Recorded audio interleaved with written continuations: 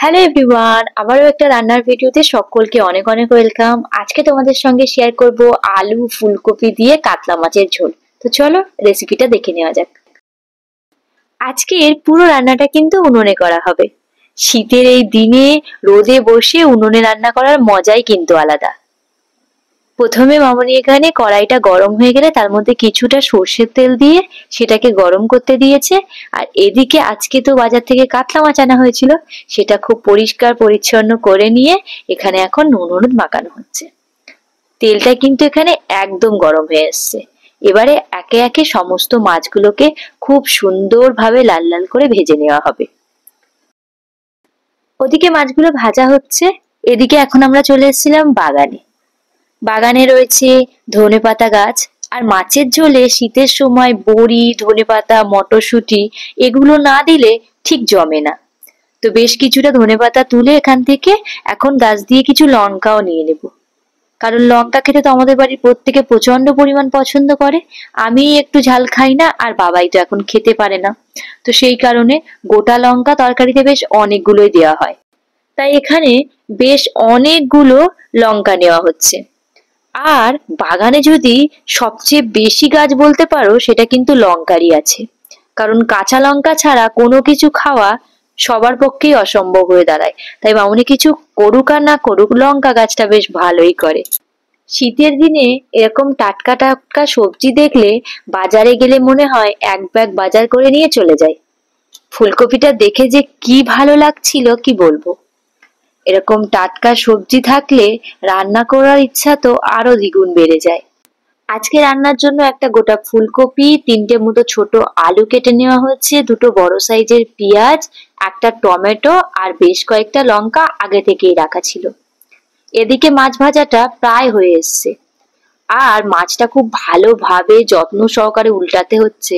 তার কারণ মাছ ভেঙে গেলে মাছের তরকারি বা ভাজা কোনোটা খেতেই ভালো লাগে না। সেই কারণে এক পিঠ খুব ভালোভাবে ভাজা হয়ে আসলে তারপরেই মামনি এখানে আলতোভাবে মাছগুলো উল্টাচ্ছিল। এবার মাছগুলো কিন্তু একদম হয়ে এসছে। একে একে তুলে নিয়ে বাকি যে মাছগুলো আছে সেগুলো ভেজে নেওয়া হবে। তোমাকে না লেখা চিঠিটা ডাক বাক্সে রাখো কোণে, সাদা খামের না লেখা নাম এঁকেছে তার। এদিকে মাছ ভাজাটা হচ্ছিল, আর ফুলকপি রান্নার আগে একটু সিদ্ধ করে নেওয়া হয়, কারণ আমরা সকলেই জানি ফুলকপির মধ্যে কিন্তু পোকা থাকে। তোমরা চাইলে ফুলকপিটা সিদ্ধ না করেই একটু নুন ভালো করে ফুলকপির মধ্যে দিয়ে মাখিয়ে নিয়ে তার মধ্যে অল্প একটু গরম জল দিয়ে 5-7 মিনিট চাপা দিয়ে রাখলেই কিন্তু ফুলকপির মধ্যে যদি পোকা থাকে সেটা এমনি বেরিয়ে চলে আসবে। তাই সিদ্ধ করার ঝামেলায় না গিয়ে এই পদ্ধতিতে কিন্তু তোমরাও একবার ট্রাই করতে পারো।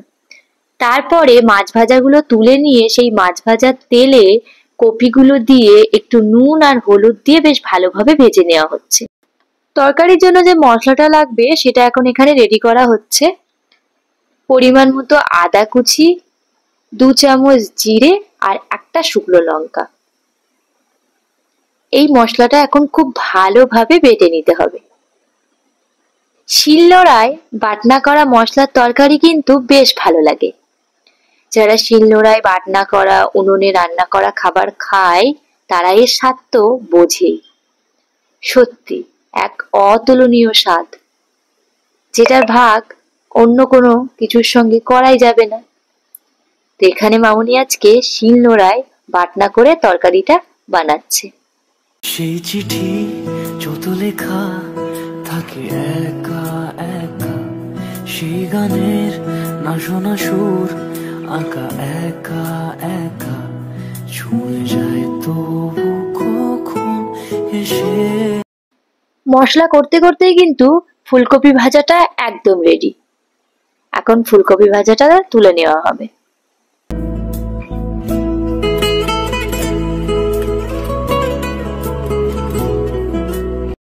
তুলে নেওয়ার পর ওই তেলের মধ্যেই কেটে রাখা গুলো দিয়ে দেওয়া হলো। এবং এই আলুর মধ্যে একদম অল্প পরিমাণ নুন আর হলুদ দিয়ে আলুগুলোকেও খুব ভালোভাবে ভেজে নিতে হবে।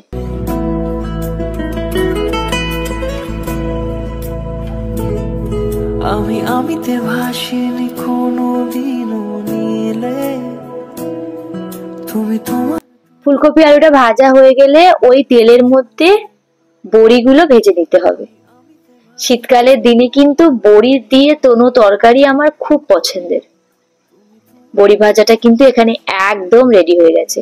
এবার এটাকে নামিয়ে নিয়ে ওই তেলের মধ্যেই 2 থেকে 3টে তেজপাতা, একটা শুকনো লঙ্কা, অল্প একটু পাঁচফোড়ন দিয়ে একটু ভাজা ভাজা হয়ে আসলে তার মধ্যে কেটে রাখা পেঁয়াজগুলো দিয়ে দেওয়া হলো।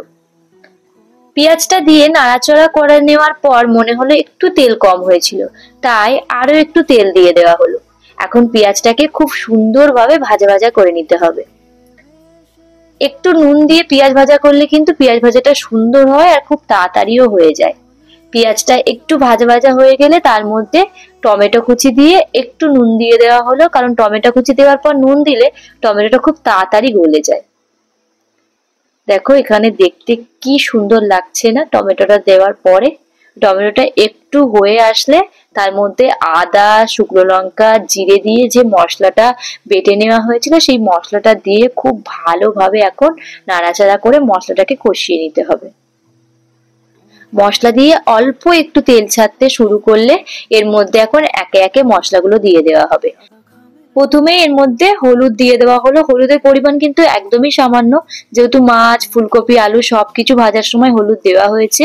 এবার অল্প একটু চিনি দিয়ে তার মধ্যে পরিমাণ মতো নুন দেওয়া হয়েছে। নুনটাও কিন্তু একদম অল্প, যেহেতু ফুলকপি, আলু, টমেটো সমস্ত কিছুতেই কিন্তু নুন দেওয়া হয়েছিল, সে কারণে অল্প একটু নুন আর অল্প একটু হলুদ দিয়ে মশলাটা ভালোভাবে কষিয়ে আসলে তার মধ্যে ভেজে রাখা আলু ফুলকপিটা দিয়ে খুব ভালোভাবে নাড়াচাড়া করে অল্প একটু গরম জল দিয়ে দেওয়া হলো। কারণ মশলাটা কষিয়ে আসার পরে যদি একটু গরম জল না দেওয়া হয় এটা পুড়ে যাওয়ার সম্ভাবনা থাকে, তাই অল্প একটু গরম জল দিয়ে ভালোভাবে নেড়ে চেড়ে এটা 2 থেকে 3 মিনিট মতো কষতে দেওয়ার জন্য চাপা দিয়ে রাখা হলো। এবার ঢাকনা খুলে বেশ ভালোভাবে নাড়াচাড়া করলে দেখে বোঝা যাবে কিন্তু মশলা থেকে তেল ছাড়তে শুরু করেছে। আর তরকারির কালার সমেত গন্ধটা ছিল দুর্দান্ত।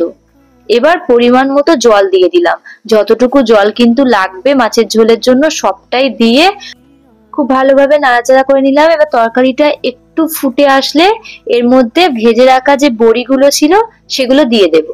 বড়িটা একটু আগে থেকে না দিলে বড়িটা গলতে যেহেতু একটু টাইম লাগে, তাই এই সময় বড়িটা দিয়ে দিয়ে এর মধ্যে আমি কয়েকটা কাঁচা লঙ্কা ছেড়ে দিলাম। এবার আমি এটাকে 5 থেকে 7 মিনিট মতো ফুটতে দেবো। একদমই হয়ে এসছে এখানে দেখো। এবার আমি এর মধ্যে ভেজে রাখা মাছগুলো দিয়ে দেবো। বড়ি, আলু, ফুলকপি সবটাই কিন্তু খুব ভালোভাবে গলে গেছে। এবার আমি মাছগুলো দিয়ে দিলাম। মাছগুলো দিয়ে যেহেতু বেশিক্ষণ ফোটাবো না, তাই ঝোলটা একদম ঠিকঠাক যতটা আমার প্রয়োজন ততটুকু রেখে মাছগুলো উপর থেকে দিয়ে দিলাম। মাছগুলো দিয়ে কিন্তু বেশিক্ষণ ফোটাবো না, তার কারণ বেশিক্ষণ ফোটালে মাছগুলো গলে গেলে তরকারিটা খেতে খুব একটা বেশি কিন্তু ভালো লাগবে না। তুমি তোমার দু চোখে সেই নীল ছুঁলে আমিতে ভাসিনি। মাছটা দিয়ে বেশ 5 মিনিট মতো চাপা দিয়ে রেখেছিলাম। এবারে আমি দেখলাম একদম কিন্তু তরকারিটা হয়ে এসছে। ফুলকপি, আলু, বড়ি তো গলেই গেছিল, এখন মাছটাও হয়ে গেছে আর ঝোলটাও একদম ঠিকঠাক আছে। আজকে তরকারিটা সত্যি একদম জমজমাট। এর উপর দিয়ে অল্প একটু লেবুর রস ছড়িয়ে নেওয়া হলো। তোমরা চাইলে নাও দিতে পারো, আমরা এখানে একটু লেবুর রস ব্যবহার করেছিলাম। তার উপর দিয়ে একটু ধনেপাতা ছড়িয়ে দিয়েছি। তো চলো আজকের রেসিপিটা এই পর্যন্তই। কেমন লাগলো না লাগলো সেটা অবশ্যই কমেন্টে জানিও। ভালো লাগলে একটা লাইক করো। দেখা হবে তোমাদের সাথে নেক্সট ভিডিওতে।